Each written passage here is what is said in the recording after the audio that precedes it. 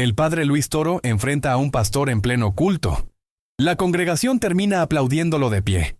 El silencio en la iglesia era ensordecedor.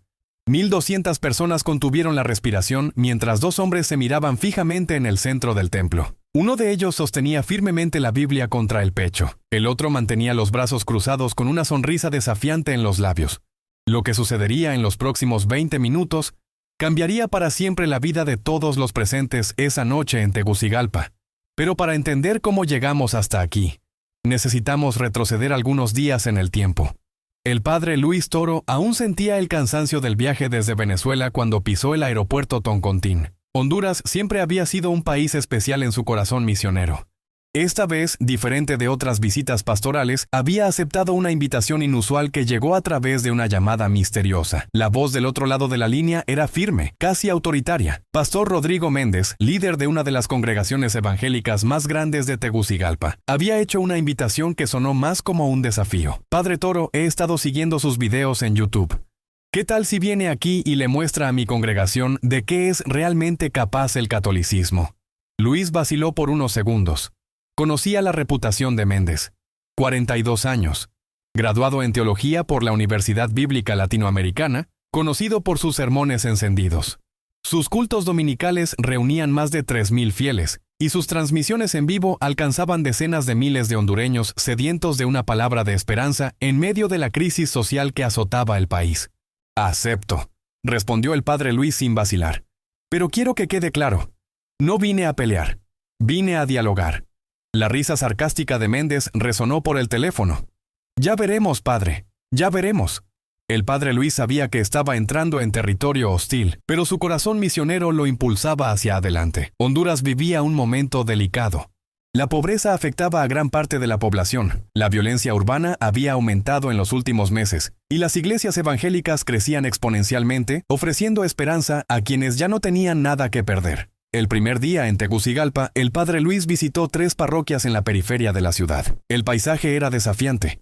Casas sencillas se amontonaban en las laderas de las colinas, calles de tierra se convertían en lodazales con la lluvia constante, y el olor a humo impregnaba el aire húmedo de la capital hondureña. En la iglesia de San Francisco, en el barrio Comayagüela, el padre Luis conversó con la señora Mercedes, una catequista de 63 años que dedicaba su vida a la evangelización de los más pobres. «Padre Luis, cada semana perdemos más fieles ante las iglesias evangélicas», le dijo con lágrimas en los ojos. «Ellos prometen milagros, sanación instantánea, prosperidad financiera. ¿Cómo competir con eso?» El padre Luis tomó las manos callosas de la señora Mercedes. «No competimos, hermana.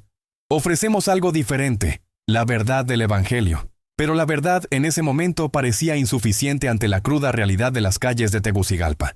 Al segundo día, el padre Luis visitó el Templo Emanuel, una de las iglesias evangélicas más grandes de la ciudad, donde predicaba el pastor Méndez. El edificio moderno contrastaba con las construcciones coloniales católicas. Paredes de vidrio, sistema de sonido profesional, pantallas gigantes, aire acondicionado, estacionamiento para 500 automóviles. El crecimiento de la congregación era evidente en cada detalle de la estructura. El padre Luis observó todo con atención. No había resentimiento en su mirada, solo curiosidad genuina. Como sacerdote y comunicador, entendía la importancia de conocer diferentes realidades para mejor servir al pueblo de Dios. Durante la visita se encontró con el pastor Méndez en la oficina principal. El evangélico lo recibió con cordialidad aparente, pero el padre Luis percibió la tensión en el aire. «Padre Toro, qué bueno tenerlo aquí. Espero que esté preparado para nuestra conversación de mañana». «Pastor Méndez», vine con el corazón abierto al diálogo. «Creo que podemos aprender unos de otros». Méndez se recostó en su silla de cuero y sonrió de manera peculiar. ¿Aprender? Padre, con todo respeto. Pero ustedes los católicos tienen mucho más que aprender de nosotros que nosotros de ustedes. Nuestra iglesia crece porque ofrecemos resultados concretos. Sanación, liberación, prosperidad. ¿Y ustedes? El padre Luis mantuvo la calma. Ofrecemos 2000 años de historia, pastor. La misma iglesia que Jesús fundó sobre Pedro. Ah, la famosa roca. Méndez se inclinó hacia adelante. Mañana veremos si esa roca es realmente sólida. La tensión en la oficina era palpable. El padre Luis se dio cuenta de que no sería simplemente un diálogo teológico. Sería un enfrentamiento público, con cientos de fieles evangélicos como audiencia. Una prueba de fuego para su fe y su capacidad de comunicación. Lo que el padre Luis no sabía era que el pastor Méndez había estado planeando este encuentro durante semanas. No era casualidad que la invitación hubiera llegado. Méndez había estudiado cada uno de los videos del padre Luis en YouTube, había analizado su estilo de debate, sus argumentos más utilizados, sus puntos fuertes y débiles. Había preparado una estrategia cuidadosa para exponer lo que él consideraba las contradicciones del catolicismo frente a su propia congregación. Esa noche, el padre Luis se retiró en oración en el pequeño cuarto del seminario donde se hospedaba. La lluvia golpeaba fuerte en las ventanas mientras él reflexionaba sobre el encuentro del día siguiente. Sabía que enfrentaría hostilidad, pero también sentía una profunda paz interior. Su misión no era ganar un debate, sino llevar la luz del Evangelio a donde fuera necesario. Al día siguiente, cuando llegó al templo Emanuel para el culto nocturno, el padre Luis se sorprendió por la multitud que se había congregado. Más de 1,200 personas llenaban cada asiento disponible. Las cámaras estaban estratégicamente posicionadas para transmitir en vivo el evento. Los colaboradores del pastor Méndez habían promocionado el encuentro como el gran debate, verdad bíblica o tradición humana. El pastor Méndez subió al púlpito con una sonrisa triunfante. Hermanos, esta noche tenemos aquí al famoso padre Luis Toro, que ha venido desde Venezuela para explicarnos las doctrinas católicas. Vamos a darle la oportunidad de defenderse. La forma en que pronunció la palabra defenderse hizo que el padre Luis comprendiera inmediatamente las verdaderas intenciones del pastor. No había venido a un diálogo, había caído en una trampa cuidadosamente preparada. Pero en lugar de intimidarse, el padre Luis sintió una extraña tranquilidad. Había enfrentado situaciones similares antes. Su experiencia en debates teológicos y su profundo conocimiento de las Escrituras lo habían preparado para momentos como este. Cuando el pastor Méndez lo invitó a subir al escenario, el padre Luis caminó con serenidad hacia el micrófono. La congregación lo observaba con una mezcla de curiosidad y hostilidad. Algunos murmuraban entre sí, otros lo miraban con desconfianza evidente. «Buenas noches, hermanos», comenzó el padre Luis con voz firme pero cálida. Es un honor estar aquí con ustedes esta noche. Antes de comenzar, quiero agradecerle al pastor Méndez por esta invitación y decirles que vine aquí no como enemigo, sino como hermano en Cristo. Un murmullo recorrió la congregación. No era lo que esperaban escuchar. El pastor Méndez tomó nuevamente el micrófono. Padre Toro, aquí creemos en la Biblia como única autoridad. ¿Puede explicarnos por qué ustedes los católicos adoran a María en lugar de adorar solo a Jesucristo? La pregunta estaba cargada de malicia, formulada de manera que cualquier respuesta pareciera una confirmación de la acusación. Pero el padre Luis había escuchado esta pregunta miles de veces. Su respuesta sería clave para todo lo que seguiría. El padre Luis sonrió con serenidad y tomó su Biblia. Pastor Méndez, hermanos, permítanme responder esa pregunta con la misma escritura que ustedes tanto aman. Abrió su Biblia y leyó con voz clara. En el Evangelio de Juan, capítulo 19, versículos 26 y 27, Jesús desde la cruz le dice a su madre, «Mujer, ahí tienes a tu hijo». Y al discípulo, «Ahí tienes a tu madre». El silencio se intensificó. Algunos fieles intercambiaron miradas confusas.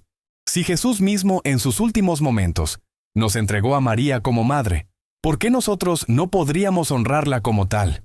En Lucas, capítulo 1, versículo 48, la misma María profetiza, «Todas las generaciones me llamarán bienaventurada».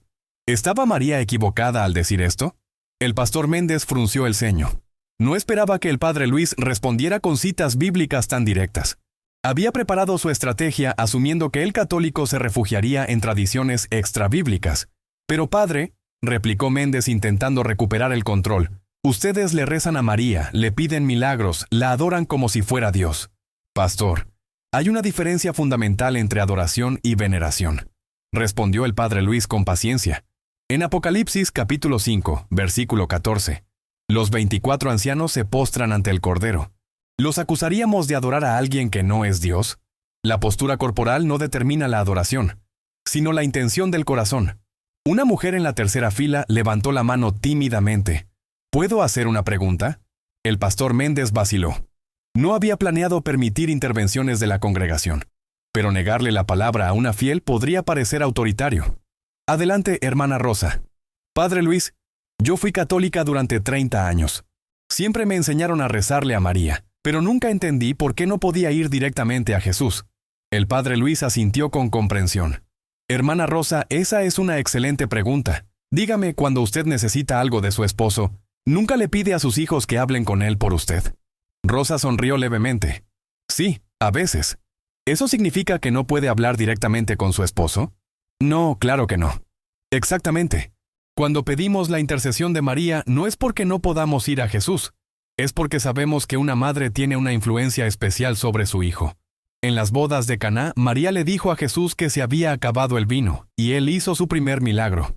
¿Por casualidad? No lo creo. Un murmullo de aprobación recorrió una pequeña sección de la congregación. El pastor Méndez notó que estaba perdiendo terreno y decidió cambiar de táctica. Muy bien, padre, hablemos entonces del Papa. ¿Por qué necesitan un hombre como intermediario entre ustedes y Dios, cuando la Biblia dice claramente que hay un solo mediador, Jesucristo? El padre Luis había anticipado esta pregunta. Pastor, ¿usted no es un intermediario entre su congregación y Dios cuando predica cada domingo? Eso es diferente, yo solo predico la palabra. ¿Y qué hace el Papa? En griego, Papa significa padre. Jesús mismo dijo en Mateo capítulo 16, versículo 18, Tú eres Pedro, y sobre esta piedra edificaré mi iglesia. ¿Por qué Jesús escogió específicamente a Pedro si no iba a tener una función especial? Pero Pedro nunca fue papa, exclamó Méndez con evidente frustración. Pastor, en el mismo Evangelio de Mateo, capítulo 16, versículo 19, Jesús le dice a Pedro, Te daré las llaves del reino de los cielos. En la cultura judía, quien tenía las llaves tenía la autoridad. ¿Por qué Jesús le daría las llaves específicamente a Pedro? Un joven en la quinta fila se puso de pie. Discúlpenme, pero tengo una pregunta que siempre me ha molestado.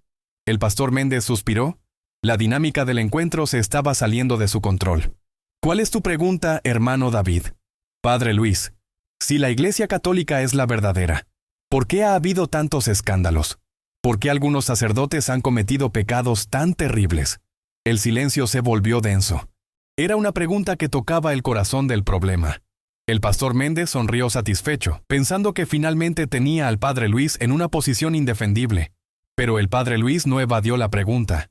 Hermano David, esa es quizás la pregunta más honesta y dolorosa de toda la noche. Se tomó un momento antes de continuar. Jesús escogió 12 apóstoles. Uno de ellos, Judas, lo traicionó. ¿Eso invalidó el ministerio de los otros 11? Pedro, el primer papa, negó a Jesús 3 veces en sus últimos momentos. ¿Eso invalidó las llaves que Jesús le había dado? David se mantuvo de pie, esperando más. La iglesia está compuesta por seres humanos pecadores que necesitan la gracia de Dios, tanto como cualquier otra persona. Cuando un sacerdote peca, no peca como representante de Cristo. Peca como ser humano que ha fallado a su vocación. La institución no es perfecta porque está compuesta por personas imperfectas. Pero eso no invalida la verdad que esa institución custodia. Una señora mayor en la segunda fila comenzó a llorar silenciosamente. Su hija la abrazó, pero ella se puso de pie. Padre, yo dejé la Iglesia Católica hace 5 años porque me sentía abandonada. Mi esposo murió y nadie del clero me visitó. Aquí en esta iglesia me recibieron con amor. El padre Luis bajó del escenario y caminó hacia ella. Señora, ¿cuál es su nombre? Carmen. Señora Carmen, en nombre de la Iglesia Católica le pido perdón. Fallamos cuando más nos necesitaba, y eso es imperdonable. Las lágrimas de Carmen se intensificaron. Pero padre, ¿cómo puedo volver? Ya he estado aquí 5 años. Señora Carmen, Dios no lleva cuenta de los años, lleva cuenta del amor. El hijo pródigo regresó después de dilapidar toda su herencia, y su padre corrió a recibirlo. ¿Cree usted que nuestro Padre Celestial haría menos? El pastor Méndez intervino bruscamente. Padre Toro, está usted tratando de llevarse a nuestros fieles. Pastor Méndez, respondió el padre Luis volviéndose hacia él. No vine aquí a llevarse a nadie. Vine a responder las preguntas que usted me planteó. Si alguien siente en su corazón un llamado, esa es una decisión entre esa persona y Dios, no mía. La tensión había cambiado de dirección. Ahora era el pastor Méndez quien se veía a la defensiva. Un hombre mayor en la sexta fila levantó la mano. Pastor Méndez, ¿puedo hacer una pregunta al padre? Méndez asintió a regañadientes. Padre Luis, aquí nos enseñan que los católicos no leen la Biblia. ¿Es eso cierto? El padre Luis sonrió. Hermano, ¿quién cree usted que compiló la Biblia que usted tiene en sus manos? El hombre se quedó perplejo. La Iglesia Católica en los concilios de Hipona en el año 393 y de Cartago en el año 397 fue quien determinó qué libros formarían parte del canon bíblico. Antes de eso había cientos de textos circulando, algunos auténticos, otros no. ¿Cómo cree que se determinó cuáles eran inspirados por Dios? Por el Espíritu Santo, respondió el hombre. Exactamente. ¿Y a través de quién obró el Espíritu Santo para tomar esa decisión? El hombre se quedó callado, comenzando a entender la implicación. Durante más de 1000 años antes de la imprenta, ¿quién cree que preservó y copió a mano las Escrituras?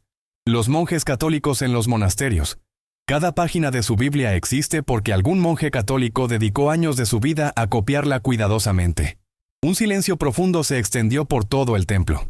Muchos de los presentes nunca habían escuchado esta información. El pastor Méndez decidió hacer su jugada final. Padre Toro, todo eso son argumentos históricos. Pero díganos, ¿puede usted garantizar la salvación eterna de alguien aquí presente? Era una pregunta trampa. En las iglesias evangélicas, la certeza de la salvación es un pilar fundamental de la doctrina. El padre Luis lo miró directamente a los ojos. Pastor Méndez, ¿puede usted garantizarla? Por supuesto. Todo el que acepte a Jesucristo como su Señor y Salvador personal está salvado. ¿Y si esa persona después comete adulterio? Sigue salvado si se arrepiente. ¿Y si mata a alguien? Sigue salvado si se arrepiente. ¿Y si reniega de Jesús públicamente? Méndez vaciló. Bueno, tendríamos que analizar si su fe era realmente genuina desde el principio. Ah, dijo el padre Luis con suavidad. Entonces, la certeza no era tan cierta después de todo. La congregación comenzó a intercambiar miradas. La lógica era irrefutable. La salvación, continuó el padre Luis, no es un boleto de entrada que se compra una vez. Es una relación que se vive cada día. Es una cooperación entre la gracia de Dios y nuestra libertad humana. Dios nos ofrece la salvación, pero nosotros debemos aceptarla no solo con palabras, sino con obras. Una mujer joven en la cuarta fila se puso de pie. Padre, ¿está diciendo que las obras nos salvan? No, hermana. Las obras no nos salvan, pero la fe sin obras está muerta, como dice Santiago en su carta, capítulo 2, versículo 17. Somos salvos por la gracia, mediante la fe. Pero esa fe debe manifestarse en amor concreto hacia nuestros hermanos. El pastor Méndez estaba visiblemente frustrado. Nada de lo que había planeado estaba funcionando. El padre Luis había respondido cada pregunta con citas bíblicas directas, había mostrado humildad cuando fue necesario, y había mantenido un tono respetuoso durante todo el intercambio. Pero lo que más lo inquietaba era la reacción de su propia congregación. Veía rostros pensativos. Algunos asentían levemente, otros murmuraban entre sí. No era la reacción triunfante que había esperado. Un adolescente en la última fila levantó la mano con timidez. El pastor Méndez suspiró profundamente antes de darle la palabra. Padre Luis, yo tengo 17 años y siempre me han dicho que los católicos no son cristianos verdaderos. Pero después de escucharlo esta noche, no sé qué pensar. El corazón del padre Luis se conmovió. Hijo, ¿cuál es tu nombre? Miguel. Miguel, déjame hacerte una pregunta. ¿Crees que Jesucristo es el Hijo de Dios? Sí, Padre. ¿Crees que murió en la cruz por nuestros pecados y resucitó al tercer día? Sí, Padre. ¿Cosín? ¿Crees que es el único camino para la salvación? Sí, Padre. Entonces, Miguel, ya tienes la respuesta. Todo cristiano que cree estas verdades fundamentales es verdaderamente cristiano, sea católico, evangélico, ortodoxo o de cualquier otra denominación que profese estas verdades. El pastor Méndez no pudo contenerse más. Padre Toro, usted está confundiendo a este joven. Hay diferencias doctrinales fundamentales entre nosotros. Pastor Méndez, respondió el padre Luis con serenidad. Por supuesto que hay diferencias. Pero ¿no cree usted que tenemos más cosas que nos unen que cosas que nos separan? ¿Cómo puede decir eso? Ustedes adoran imágenes, nosotros no. Ustedes creen en el purgatorio, nosotros no. Ustedes ponen tradiciones al mismo nivel que la Escritura, nosotros no. El padre Luis asintió. Tiene razón. Hay diferencias importantes. Pero dígame, pastor, ¿cuándo fue la última vez que vio a un católico adorando realmente una imagen? Méndez frunció el ceño. Los veo todo el tiempo besando estatuas, arrodillándose ante ellas. ¿Y cuándo fue la última vez que vio a alguien besando la foto de un ser querido que ya murió? ¿Esa persona adora la foto o ama a quien está en la foto? Un murmullo de comprensión recorrió partes de la congregación. En Éxodo capítulo 25, versículos 18 al 20, Dios mismo le ordena a Moisés que haga querubines de oro para el arca del pacto. En Números capítulo 21, versículos 8 y 9, Dios le dice a Moisés que haga una serpiente de bronce para curar a los mordidos. ¿Estaba Dios ordenando idolatría? El silencio era ahora diferente. No era hostil, sino reflexivo. Una señora de mediana edad se puso de pie. Padre, yo soy católica, pero mi hermana es evangélica. Llevamos años peleando por religión. ¿Está usted diciendo que ambas estamos bien? Señora, ¿cuál es su nombre? Ana. Doña Ana, Jesús dijo, por sus frutos los conoceréis. Si usted y su hermana aman a Dios, aman a sus familias, ayudan a los necesitados, perdonan a quienes las ofenden y viven tratando de imitar a Cristo. ¿Realmente importa si una va a misa los domingos y la otra va a culto? Las lágrimas comenzaron a rodar por las mejillas de Ana.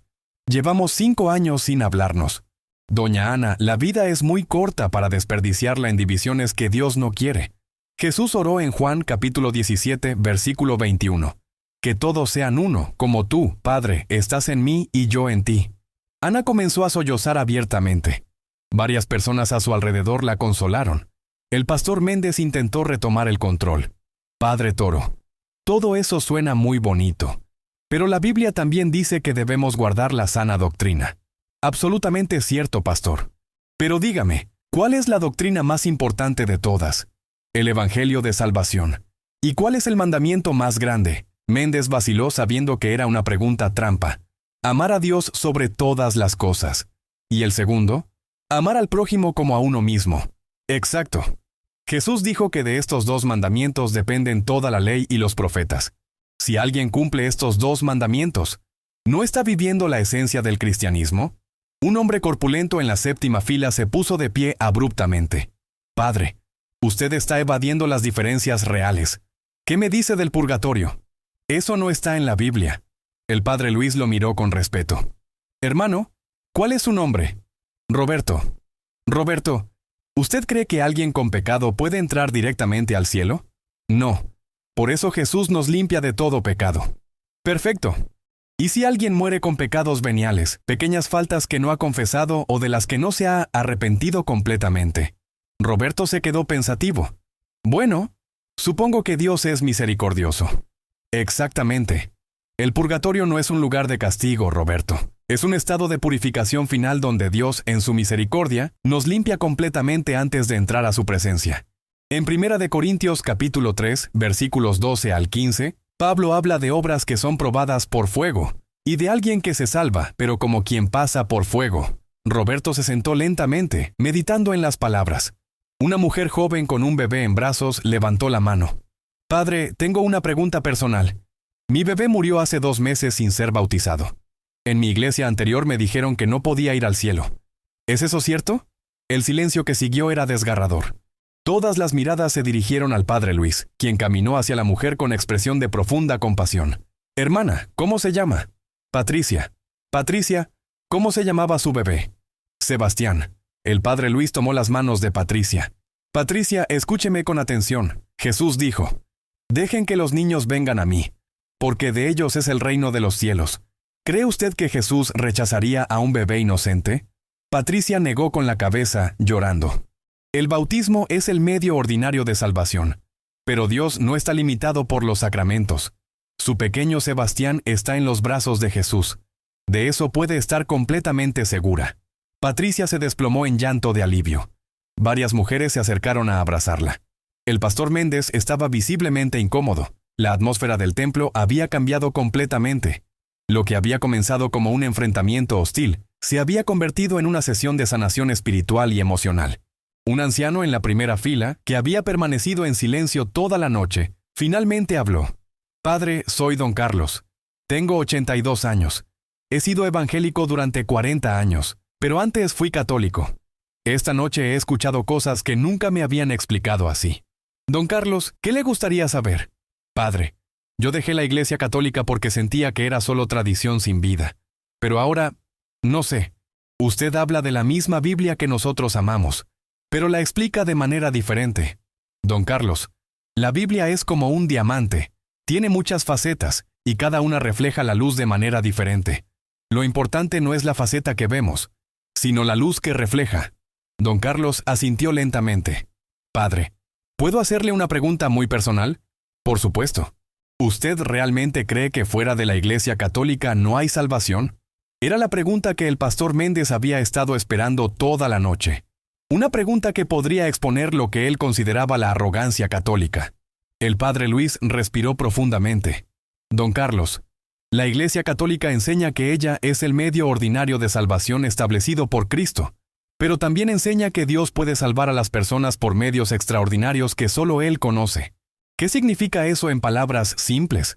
Significa que creemos que la Iglesia Católica tiene la plenitud de los medios de salvación, pero no significa que Dios no pueda salvar a quienes están fuera de ella por razones que no son su culpa. El Concilio Vaticano II fue muy claro en esto. Don Carlos se quedó pensativo. ¿Entonces usted cree que yo, como evangélico sincero, puedo salvarme? Don Carlos, yo no soy quien determina la salvación de nadie. Pero sí creo que Dios mira el corazón, no la etiqueta denominacional. Si usted ama a Dios con todo su corazón, trata de seguir a Jesús lo mejor que puede, y vive en caridad hacia sus hermanos, ¿quién soy yo para dudar de la misericordia de Dios? Un aplauso espontáneo comenzó en una esquina del templo.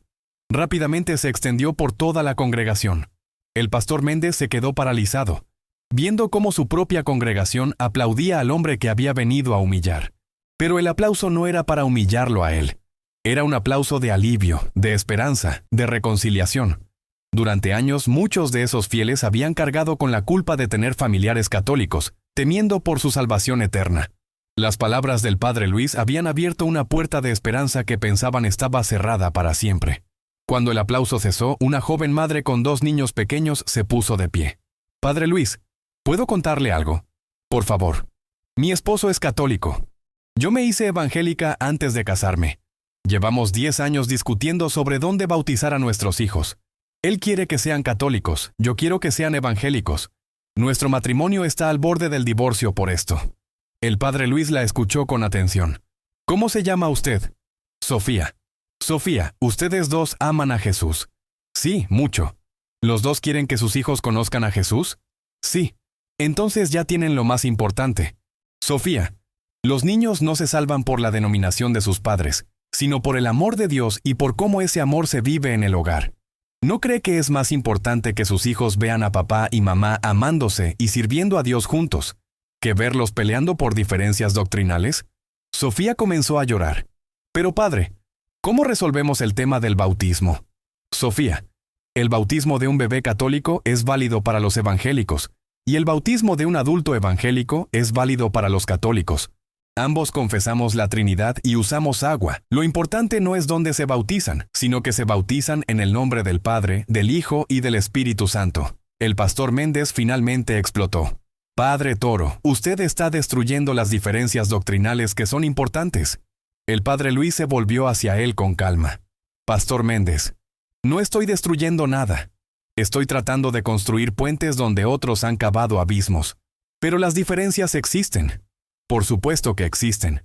Y podemos discutirlas con respeto y amor. Pero no podemos permitir que esas diferencias nos hagan olvidar que todos adoramos al mismo Jesús, todos creemos en el mismo Evangelio, y todos vamos hacia el mismo cielo. El silencio que siguió era denso pero no hostil.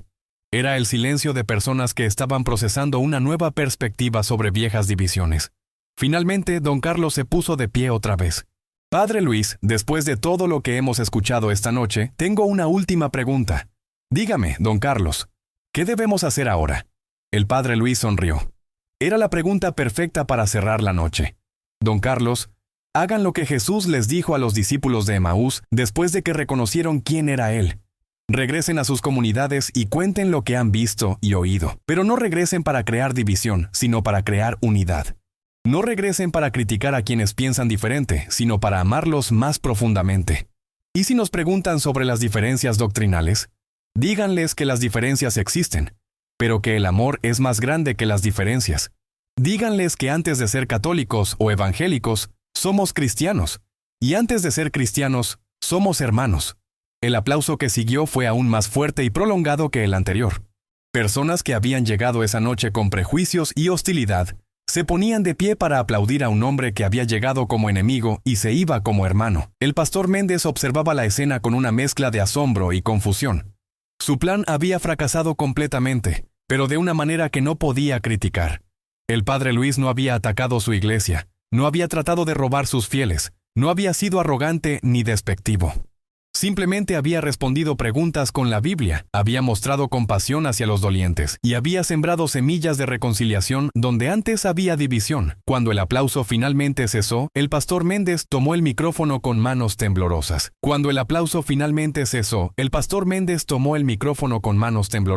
Su rostro reflejaba una batalla interna entre la frustración y algo que parecía respeto a regañadientes.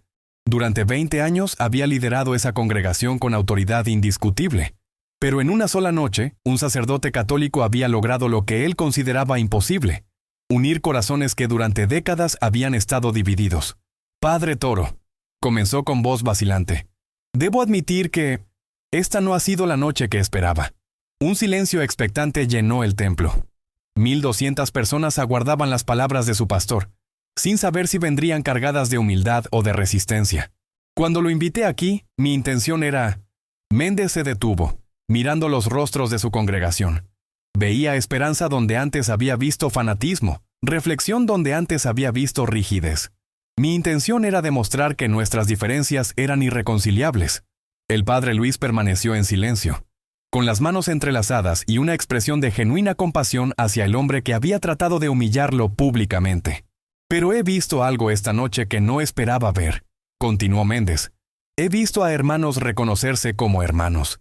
He visto lágrimas de reconciliación donde yo había sembrado semillas de división.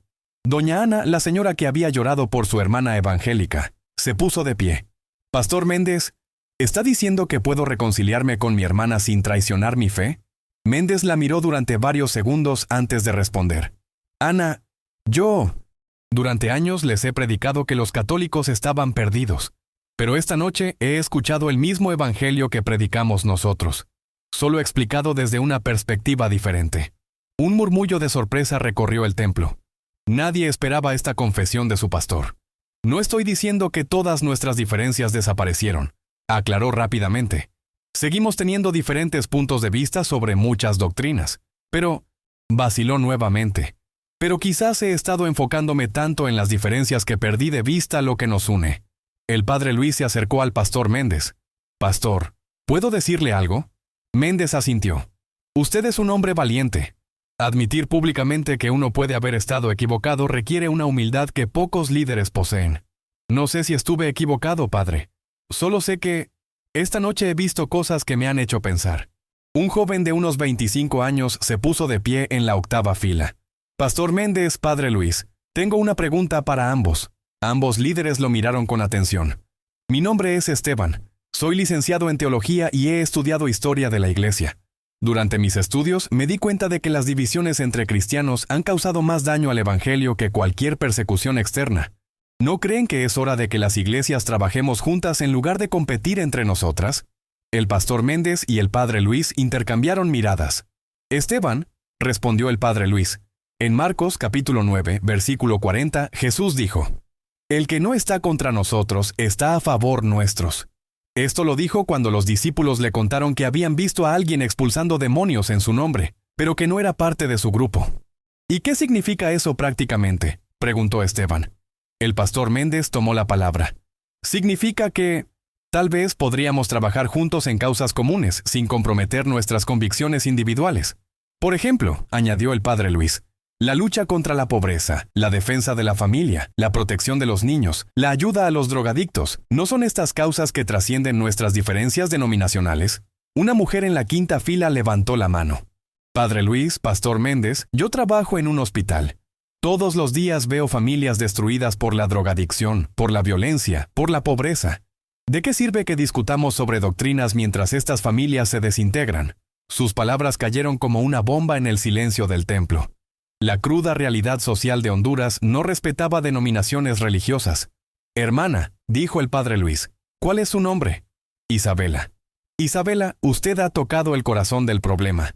Mientras nosotros los cristianos nos dividimos por interpretaciones doctrinales, el mundo sufre y necesita desesperadamente el amor de Cristo, manifestado en acciones concretas. El pastor Méndez asintió lentamente. Isabela tiene razón. En este barrio hay 50 familias que no tienen qué comer mañana.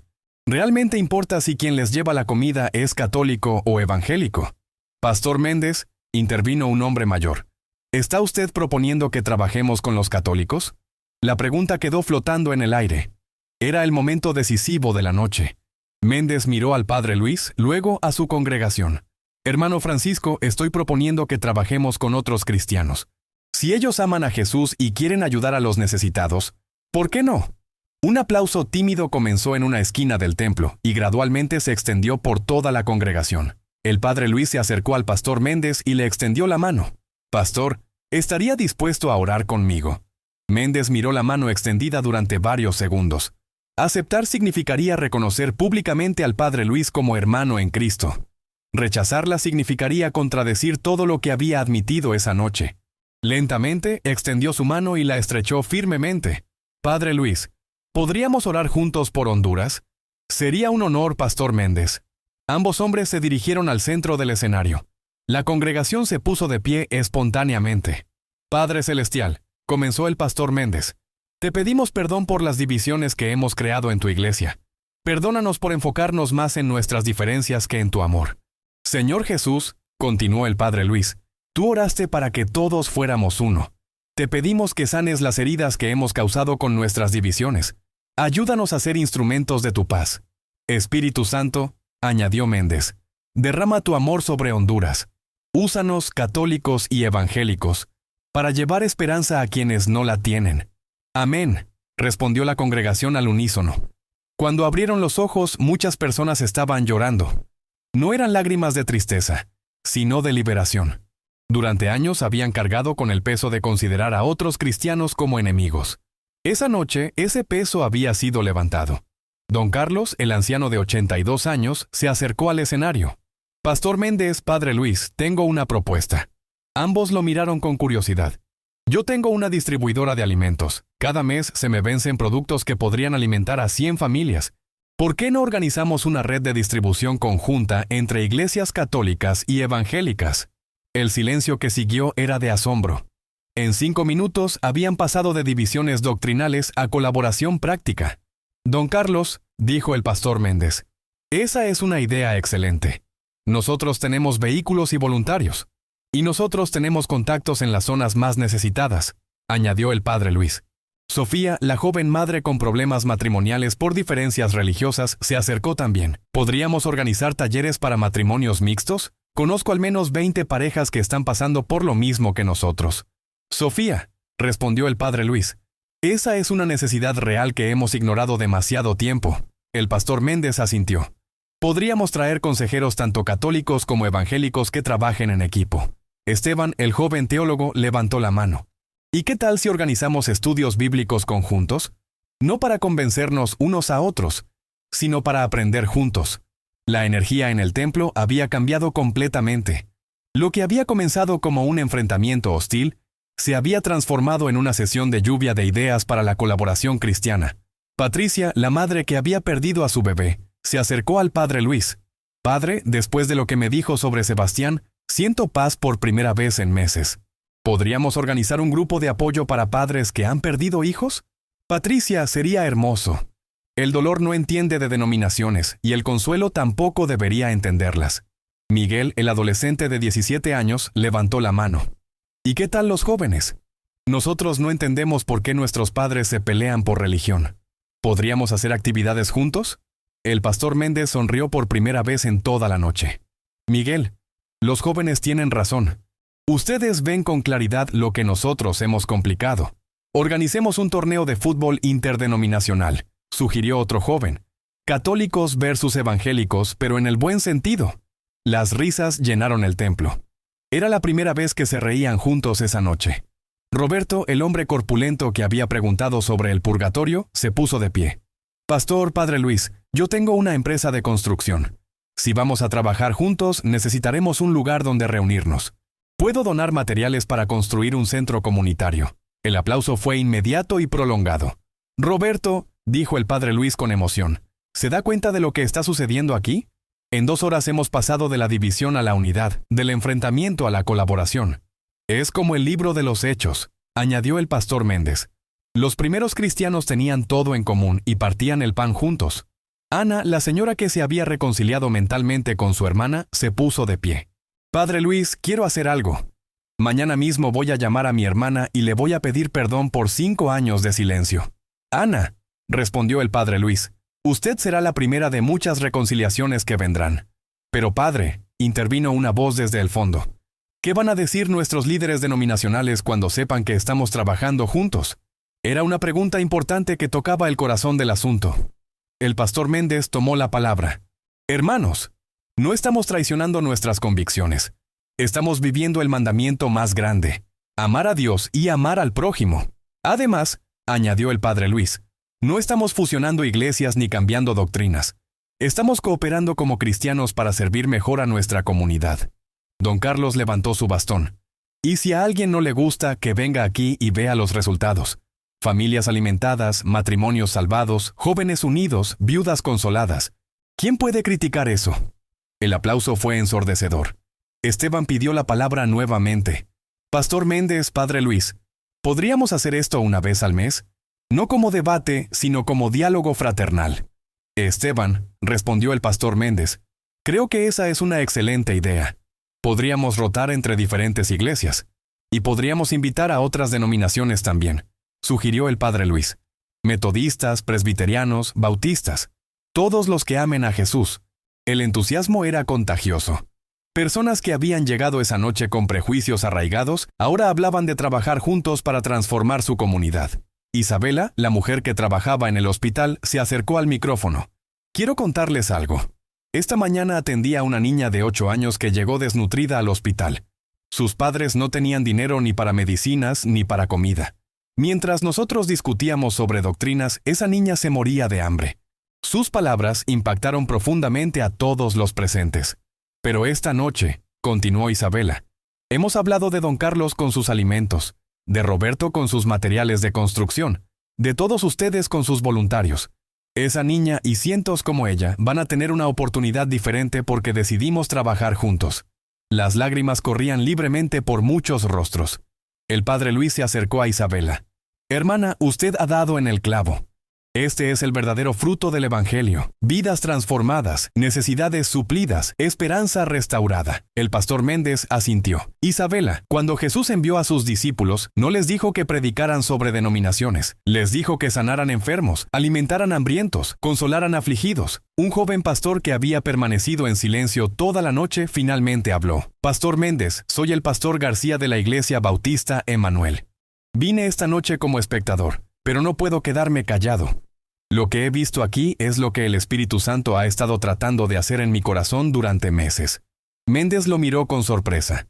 Pastor García, no sabía que estaba aquí. Vine porque quería ver cómo usted iba a destruir al padre Luis, admitió García con vergüenza. Pero lo que he visto es todo lo contrario. He visto al Espíritu de Dios obrando para unir lo que nosotros hemos dividido. El padre Luis se dirigió al pastor García. Pastor, ¿su iglesia estaría interesada en participar en esta colaboración?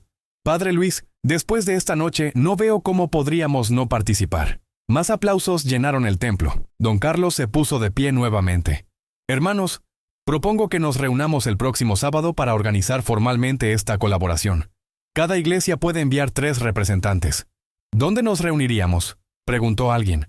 En el centro comunitario que vamos a construir, respondió Roberto con una gran sonrisa. Las risas y aplausos se mezclaron en una sinfonía de alegría. El pastor Méndez tomó el micrófono por última vez.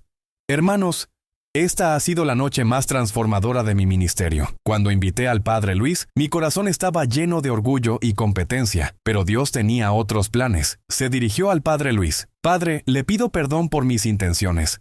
Usted vino aquí con humildad y amor, y yo lo recibí con hostilidad y arrogancia. El padre Luis se acercó y abrazó al pastor Méndez. Pastor, no hay nada que perdonar. Dios usó incluso nuestras diferencias para crear algo hermoso. El abrazo entre ambos líderes desató la ovación más larga y emotiva de toda la noche.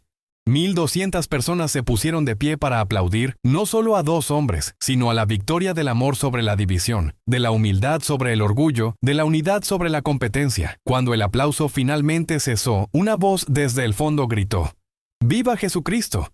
Y toda la congregación respondió al unísono: ¡Que viva por siempre! Esa noche, en un pequeño templo evangélico de Tegucigalpa, había ocurrido un milagro.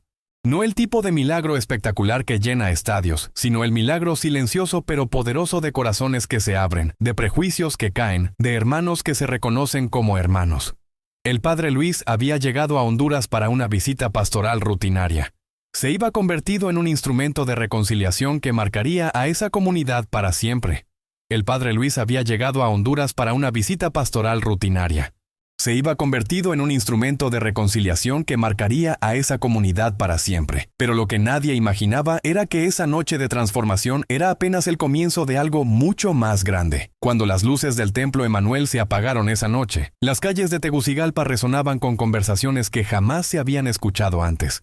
Grupos de católicos y evangélicos caminaban juntos hacia sus casas, planificando encuentros que hasta unas horas antes habrían sido impensables. Ana, la mujer que llevaba 5 años sin hablar con su hermana evangélica, no esperó hasta el día siguiente. A las 11 de la noche marcó el número que había borrado y vuelto a memorizar cientos de veces. «Carmen, soy Ana, tu hermana». El silencio del otro lado duró varios segundos eternos. «Ana, ¿estás bien? Son las 11 de la noche». «Carmen, estoy más que bien. Estoy libre. Libre de 5 años de orgullo estúpido. ¿Podemos vernos mañana?» Carmen comenzó a llorar del otro lado de la línea. «Ana, yo también he querido llamarte 1000 veces. ¿Qué pasó?» «Pasó que un sacerdote católico me recordó esta noche que somos hermanas antes que cualquier otra cosa». A la mañana siguiente, la historia se había extendido como fuego por toda Tegucigalpa. Las redes sociales hondureñas bullían con videos de la noche anterior. Los fragmentos más compartidos no eran los debates doctrinales, sino los momentos de reconciliación, los abrazos, las lágrimas de gozo. El hashtag Hermanos en Cristo se volvió tendencia nacional en Honduras, pero no todos estaban celebrando. El pastor Aurelio Mendoza, presidente de la Alianza Evangélica de Honduras, llamó al pastor Méndez a las 7 de la mañana. «Rodrigo, ¿qué diablos pasó anoche? Todo Facebook está lleno de videos tuyos abrazando a un sacerdote católico». El pastor Méndez, que apenas había dormido 2 horas procesando todo lo vivido, respiró profundamente antes de responder. «Aurelio, pasó lo que debería haber pasado hace muchos años. Nos reconocimos como hermanos en Cristo». «Rodrigo, ¿estás loco? Ese hombre representa todo lo que hemos combatido durante décadas». «Aurelio, ese hombre representa el amor de Cristo manifestado en humildad y sabiduría. Si eso es lo que hemos estado combatiendo, entonces hemos estado combatiendo lo incorrecto». El silencio del otro lado era gélido. «Rodrigo, la junta directiva se reunirá esta tarde. Necesitamos hablar». Mientras tanto, en el seminario donde se hospedaba el padre Luis, su teléfono no paraba de sonar. Monseñor Eduardo Villatoro, obispo de Tegucigalpa, había visto los videos en internet. «Luis, ¿qué exactamente sucedió anoche?» «Monseñor, sucedió lo que el Espíritu Santo quiso que sucediera. Barreras cayeron, corazones se abrieron, hermanos se reconocieron». «Luis, me alegra escuchar eso, pero algunos sectores conservadores ya están pidiendo explicaciones. Dicen que comprometiste la doctrina católica». «Monseñor, no comprometí nada, simplemente viví el Evangelio». Esa tarde, mientras el pastor Méndez se enfrentaba a la junta directiva evangélica, el padre Luis visitaba a las familias que habían sido tocadas por los eventos de la noche anterior. Su primera parada fue la casa de Patricia, la madre que había perdido a su bebé. Patricia lo recibió con los ojos hinchados de tanto llorar, pero brillantes de esperanza.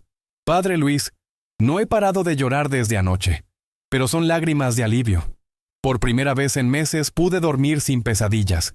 «Patricia, el dolor de perder un hijo nunca desaparece completamente, pero puede transformarse en algo que honre la memoria de Sebastián». «¿Cómo?» «Ayudando a otros padres que están pasando por lo mismo. Su experiencia puede ser luz para quienes caminan en tinieblas similares».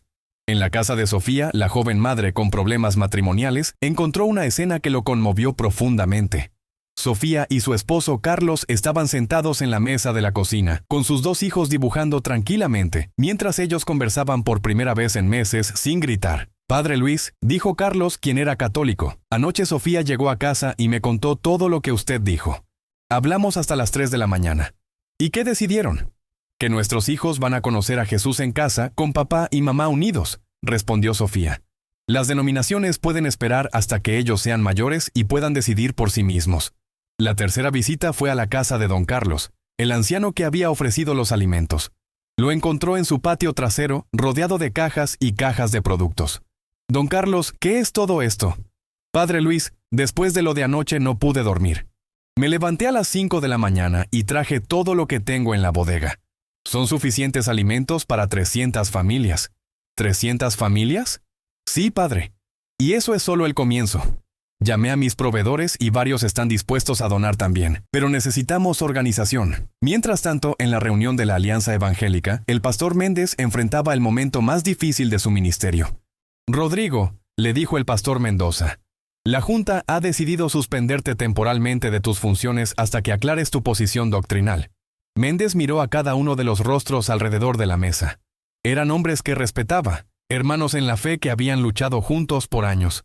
Hermanos, mi posición doctrinal no ha cambiado. Sigo creyendo en la salvación por gracia mediante la fe. Sigo creyendo en la autoridad de las Escrituras. Sigo creyendo en la Trinidad. Pero abrazaste a un sacerdote católico en público, replicó el pastor Jiménez. Abracé a un hermano en Cristo que me mostró más amor cristiano en una noche que el que algunos de nosotros hemos mostrado en años. El pastor Mendoza se puso de pie. Rodrigo, tienes una semana para decidir. O rompes todo contacto con los católicos, o la alianza tendrá que tomar medidas más drásticas. Méndez se levantó lentamente. Hermanos, les doy mi respuesta ahora mismo.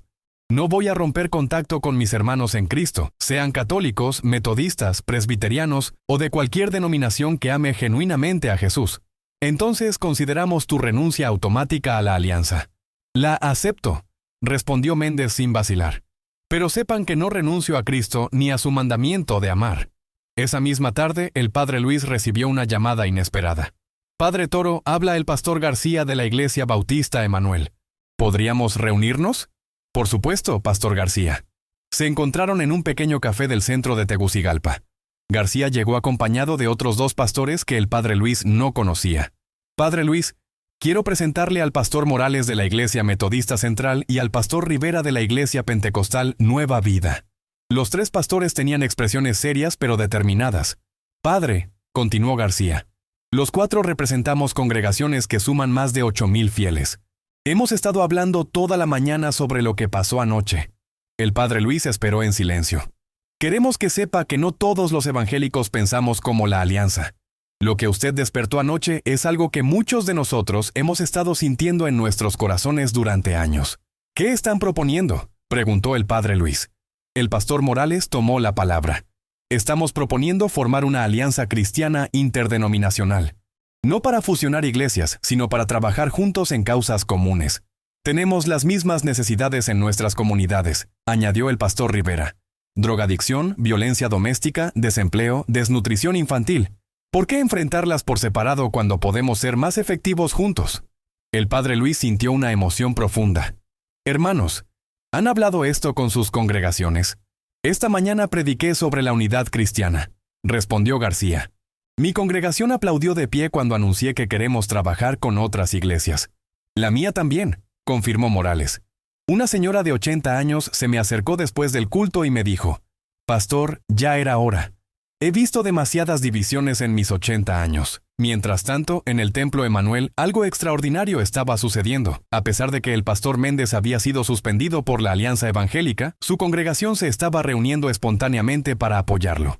Miguel, el joven de 17 años, había organizado una vigilia de oración. Más de 500 personas se habían congregado para orar por su pastor y por la unidad cristiana. Cuando Méndez llegó al templo después de la reunión con la alianza, se encontró con una sorpresa que lo hizo llorar. Pastor, le dijo Miguel, votamos unánimemente. Si usted no puede estar en la alianza evangélica por amar a otros cristianos, entonces nosotros tampoco queremos estar ahí. Doña Rosa, una de las fundadoras de la iglesia, se acercó. Pastor Méndez, tengo 70 años y he visto muchas cosas, pero nunca había visto tan claro el Espíritu de Dios obrando como anoche. Si seguir a Jesús significa salirse de organizaciones humanas, que así sea. Al día siguiente, los periódicos hondureños publicaron una historia que nadie esperaba. Iglesias cristianas se unen para combatir la pobreza. Era el titular principal del diario La Prensa. La noticia hablaba de la formación de la Alianza Cristiana Interdenominacional de Honduras, compuesta inicialmente por 4 iglesias evangélicas y 3 parroquias católicas, con planes de expansión a otras denominaciones. Pero el verdadero impacto se vio esa tarde, cuando se realizó la primera jornada de distribución de alimentos en el barrio más pobre de Tegucigalpa. Don Carlos había traído 3 camiones llenos de alimentos. Roberto había conseguido voluntarios con vehículos. Las iglesias habían organizado equipos de distribución. En 4 horas alimentaron a 500 familias, pero lo más impactante no fueron los números, sino las imágenes. sacerdotes católicos y pastores evangélicos trabajando lado a lado, cargando bolsas de comida, orando con las familias, abrazando a los niños. Doña Mercedes, una anciana del barrio que había recibido alimentos, se acercó al padre Luis con lágrimas en los ojos. Padre, tengo 85 años. Mis padres me contaron que sus abuelos vieron cuando los cristianos se dividieron y empezaron a pelearse entre ellos. Nunca pensé que viviría para ver el día en que se volvieran a unir. Esa noche, el padre Luis se preparaba para regresar a Venezuela. Su vuelo salía al día siguiente temprano. Pero la comunidad de Tegucigalpa no estaba dispuesta a dejarlo ir sin una despedida apropiada. El centro cultural de la ciudad se llenó con más de 2,000 personas de todas las denominaciones cristianas. No era un culto ni una misa, sino una celebración de unidad. Subieron al escenario representantes de todas las iglesias participantes: católicos, evangélicos, metodistas, presbiterianos, pentecostales. Por primera vez en décadas, líderes cristianos de diferentes denominaciones compartían una misma plataforma sin debate, solo en celebración. El pastor Méndez tomó el micrófono primero. Hermanos, hace una semana yo invité al padre Luis con la intención de demostrar nuestras diferencias. Dios tenía otros planes. Me enseñó que nuestras similitudes son mucho más grandes que nuestras diferencias. El aplauso fue ensordecedor. Esta noche quiero pedirle perdón públicamente al padre Luis, no solo por mis intenciones iniciales, sino en nombre de todos los evangélicos que alguna vez hemos tratado a nuestros hermanos católicos como enemigos. El padre Luis se acercó al pastor Méndez y lo abrazó nuevamente. Pastor Méndez, hermano, no hay nada que perdonar. Dios usó incluso nuestros errores para crear algo hermoso. Cuando el padre Luis tomó el micrófono, el silencio era absoluto. Hermanos de Tegucigalpa, vine aquí como visitante y me voy como familia. Lo que hemos vivido juntos en estos días no ha sido casualidad. Ha sido la respuesta de Dios a años de oraciones por unidad. Se dirigió específicamente a los jóvenes presentes. Jóvenes, ustedes son la generación que puede terminar con las divisiones que nosotros creamos. No hereden nuestros prejuicios, hereden nuestro amor por Cristo. Miguel se puso de pie. Padre Luis, en nombre de todos los jóvenes cristianos de Honduras, le prometemos que vamos a construir puentes donde ustedes construyeron muros. El aplauso de los jóvenes duró varios minutos. Familias, continuó el padre Luis, no permitan que las diferencias denominacionales dividan sus hogares. El amor de Cristo es más grande que cualquier etiqueta religiosa. Sofía y Carlos se pusieron de pie con sus hijos. Padre Luis, nuestro matrimonio está sanado. Nuestros hijos van a crecer viendo a sus padres unidos en Cristo, no divididos por religión. Pastores y sacerdotes, prosiguió el padre Luis. Somos llamados a ser pastores del rebaño de Cristo, no competidores por territorios. El campo de cosecha es grande, trabajemos juntos. El pastor García se puso de pie. Padre Luis, la Alianza Cristiana Interdenominacional ya tiene 12 iglesias interesadas en participar. Su semilla de unidad está germinando. Finalmente, el padre Luis se dirigió a toda la congregación.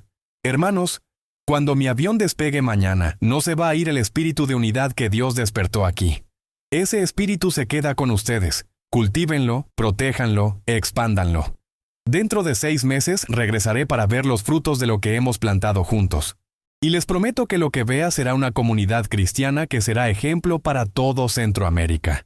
La ovación final duró más de 10 minutos.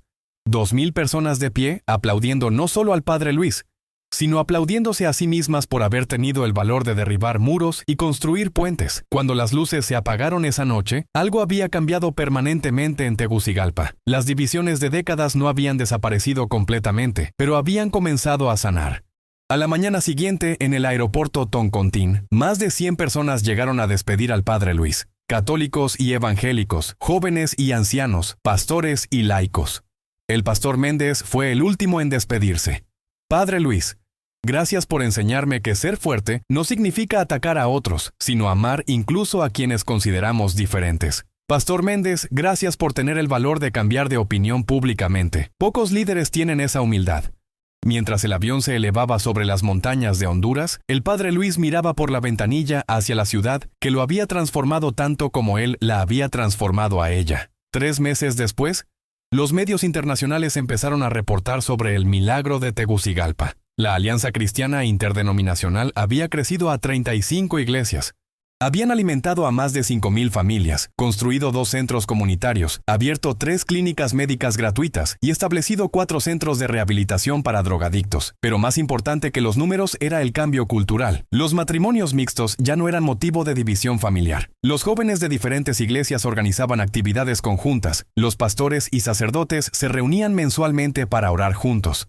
El hashtag Afina Hermanos en Cristo se había expandido a otros países centroamericanos, inspirando movimientos similares de unidad cristiana. Cuando el padre Luis regresó a Honduras 6 meses después, como había prometido, se encontró con una realidad que superó sus expectativas más optimistas. El aeropuerto estaba lleno de familias enteras que habían venido a recibirlo. Niños con carteles que decían, «Bienvenido Padre de la Unidad». Jóvenes con camisetas que proclamaban, «Un solo Cristo, una sola familia». Pero la imagen que más lo conmovió fue ver al pastor Méndez y al monseñor Villatoro parados juntos, esperándolo con una sonrisa. «Padre Luis», le dijo el monseñor, «Honduras lo está esperando para mostrarle lo que el amor de Cristo puede lograr cuando se vive sin fronteras denominacionales». En el auto camino al centro de la ciudad, el pastor Méndez le contó los desarrollos más recientes. «Padre Luis, ¿recuerda a Patricia, la madre que perdió a su bebé?» «Por supuesto. Ella ahora dirige un grupo de apoyo para padres en duelo que incluye católicos, evangélicos y hasta algunos que no son cristianos. Ha consolado a más de 50 familias. ¿Y don Carlos? Don Carlos es ahora el coordinador general de la red de distribución de alimentos. Ha conseguido que 3 supermercados grandes donen sus productos próximos a vencer. Alimentamos a más de 1,000 familias cada semana. ¿Y los jóvenes? Miguel está estudiando teología. Dice que quiere ser pastor, pero un pastor que una, no que divida. Ha organizado un movimiento juvenil interdenominacional que ya tiene 500 miembros. Cuando llegaron al centro de la ciudad, el padre Luis se quedó sin palabras. En la plaza central habían erigido un monumento, una cruz rodeada de manos entrelazadas de diferentes colores, con una placa que decía, «En memoria de la noche que los hermanos se reconocieron como hermanos, enero 2025». Esa noche, en una celebración que reunió a más de 5,000 personas en el Estadio Nacional, el padre Luis fue testigo del milagro que había ayudado a sembrar. Coros católicos y evangélicos cantaron juntos himnos que trascendían denominaciones. Pastores y sacerdotes oraron juntos por Honduras. Familias enteras celebraban la unidad que habían encontrado en Cristo. Cuando le tocó hablar, el padre Luis apenas pudo contener la emoción. «Hermanos de Honduras, lo que veo esta noche es lo que Jesús soñó cuando oró para que todos fuéramos uno. No han eliminado sus diferencias, pero han aprendido que el amor es más grande que las diferencias. Ustedes le han demostrado al mundo que es posible ser fieles a nuestras convicciones sin ser enemigos de quienes piensan diferente. Han demostrado que la unidad cristiana no es un sueño imposible, sino una realidad alcanzable. Pero sobre todo, continuó con voz quebrada por la emoción, han demostrado que cuando los cristianos trabajan juntos, el reino de Dios avanza de manera imparable». El estadio completo se puso de pie en una ovación que duró más de 15 minutos. Cuando el silencio finalmente regresó, una voz joven gritó desde las gradas, «Padre Luis, usted cambió nuestras vidas». El padre Luis sonrió y respondió con voz que resonó por todo el estadio. «No, hermano. Ustedes cambiaron sus propias vidas.